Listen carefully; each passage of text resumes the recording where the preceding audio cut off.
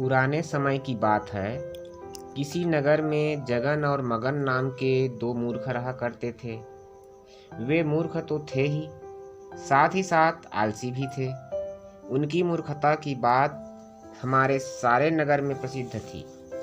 जो भी उन दोनों को देखता बरबस हंस देता। एक दिन जगन और मगन एक पाठशाला के सामने से आ रहे थे। पाठशाला में गुरुजी एक ऊंचे स्थान पर वह छात्रगण टाट की पट्टियों पर बैठे थे। एक छात्र खड़ा होकर पुस्तक पढ़ रहा था। बाकी सब छात्र ध्यान पूर्वक सुन रहे थे। पाठशाला के इस दृश्य को देखकर जगन और मगन बहुत प्रभावित हुए। वे रुक गए, चकित नेत्रों से उनको देखने लगे। एक लड़के ने गुरुजी को पुस्तक में से पढ़कर सुनाया, गुरुजी, मनुष्य चाहे तो मेहनत करके सोना भी पैदा कर सकता है। उसके लिए इस दुनिया में कोई भी असंभव कार्य नहीं है। जगन और मगन को उस लड़के की कोई और बात सुनाई दी या नहीं, पर ऊपर की बातें उनके कानों में विशेष रूप से पहुंची और दिल में बैठ गई। दोनों पाठशाला से आगे बढ़ गए। थोड़ी दूर चले तो जगन ने कहा, मित्र, आज हमने पाठशाला में जो बातें सुनी वैसी बातें लाख रुपये खर्च करने पर भी नहीं मिलेगी। आदमी चाहे तो सोना पैदा कर सकता है। यह कितने रहस्य की बात है जो आज हमें मालूम हुआ। हाँ जगन भाई, तुम ठीक ही कह रहे हो। वास्तव में विद्या अध्ययन करना बड़े महत्व की बात है। जो पढ़ते हैं उन्हें बड़ा ज्ञान प्राप्त होता है। आज यदि हम पढ़े होते तो यह बात हमें बहुत पहले ही मालूम हो जाती। खैर, अभी मालूम हो गई, यह भी हमारा भाग्य है। हम सोने की खेती करेंगे, फिर देखेंगे कौन कौन हमारी हंसी उड़ाता है। मगन ने एक बुद्धिमान व समझदार व्यक्ति की तरह कहा। उसके इस प्रस्ताव को जगन खुशी खुशी मान लिया। अब उनके सामने यह समस्या आ खड़ी हुई कि सोना कहाँ से आए ताकि खेती हो सके। दोनों इस गुत्थी को सुलझाने के लिए गंभीर होकर सोचते रहे। सोचते सोचते मगन ने कहा, दोस्त, सोना प्राप्त करने का एक ही रास्ता है। वह क्या? जगन ने आश्चर्य से पूछा। मगन बोला, हम दोनों किसी सेठ के यहाँ नौकरी करेंगे। जो तनख्वाह मिलेगी उसे बचाते जाएंगे। जब हमारे पास काफी रुपया हो जाएगा तो हम बाजार से सोना खरीदकर खेती करना शुरू कर देंगे। मगन का यह सुझाव जगन को पसंद आ गया। इस बढ़िया तरकीब को सोच निकालने के लिए यह मगन की बुद्धि की तारीफ करने लगा।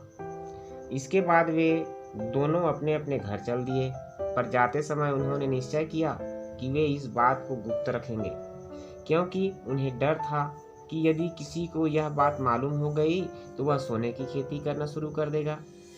दूसरे दिन से दोनों ने फैसले के अनुसार नौकरी ढूंढना शुरू कर दिया।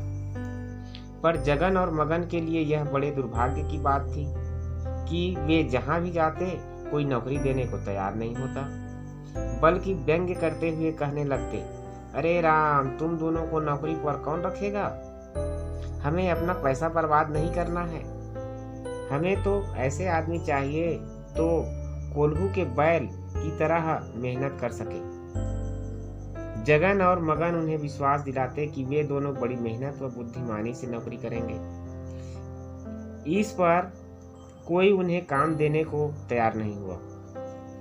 कई दिन हो गए, जगन और मगन को नौकरी नहीं मिली। इससे वे बहुत उदास हो गए।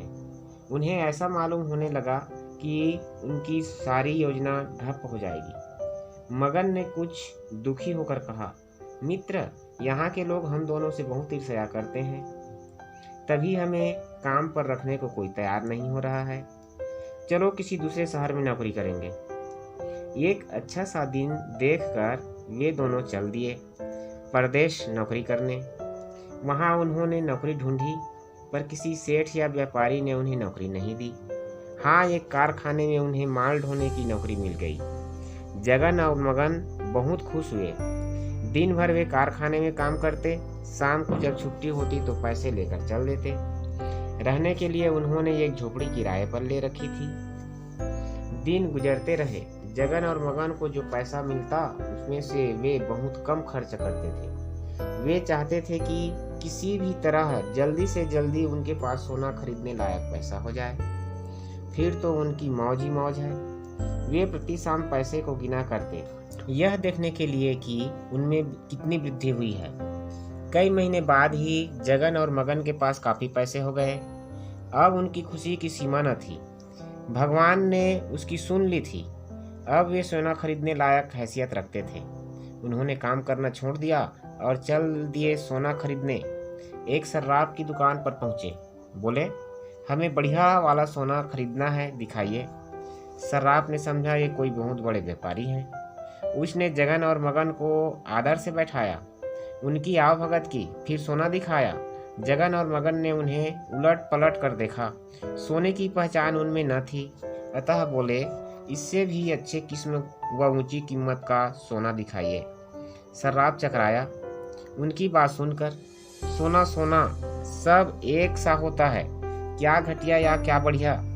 उसने समझाया, महाशय जी, सोने का एक ही किस्म होता है जो आपके सामने रखा है। इससे अच्छा कोई सोना नहीं होता जो मैं आपको दिखलाऊं। जगन और मगन को वह सोना पसंद नहीं आया। वे उठकर चल दिए। एक दूसरे की दुकान पर पहुंचे तो वहां भी उसी किस्म का सोना दिखाया गया। दुकानदार उन्हें बहुत विश्वास दिलाने की चेष्टा की, पर उनकी समझ में दुकानदार की बात नहीं आई। उन्हें सर्राफों पर बड़ा गुस्सा आ रहा था और वे कह रहे थे कि यहाँ के दुकानदार बिल्कुल गधे हैं। इन्हें असली व बढ़िया सोने की पहचान नहीं है, जबकि बात बिल्कुल इसके विपरीत थी। उन्हें खुद ही सोने की पहचान नहीं थी। कई दुकानों पर सोना देखते हुए वे एक सर्राफ के यहाँ यह सोचते हुए पहुँचे कि यदि इस दुकान पर मनपसंद सोना मिल गया तो ठीक, वरना किसी दूसरे शहर में जाकर खरीदेंगे। यह दुकानदार और लोगों की तरह ईमानदार व भला आदमी न था। जब मगन और जगन ने सोना दिखाने की बात कही तो वह फौरन समझ गया कि यह दोनों मूर्ख हैं। इन्हें अच्छी तरह ठगा जा सकता है। उसने बड़े आदर से जगन और मगन को बैठाया, पानी पत्ते की बात पूछी, फिर सोना दिखाया तो कौन सा?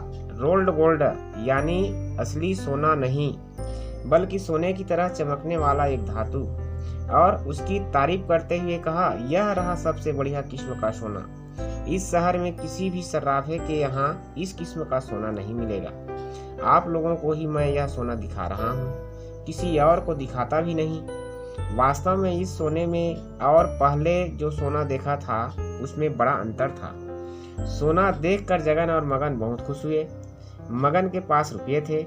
उसने रुपये गिनकर दुकानदार को दे दिए। दुकानदार ने उन्हें सोना तौल कर दे दिया। जगन और मगन दुकानदार को धन्यवाद देकर प्रसन्न मन से चल दिए। चलते चलते वे एकांत स्थान में आकर एक पेड़ के नीचे बैठ गए। जगन ने कहा, मगन भाई, सोना तो हम खरीद चुके, अब सवाल यह है कि इसकी खेती कहाँ करेंगे? हमारे पास तो अपनी जमीन भी नहीं है।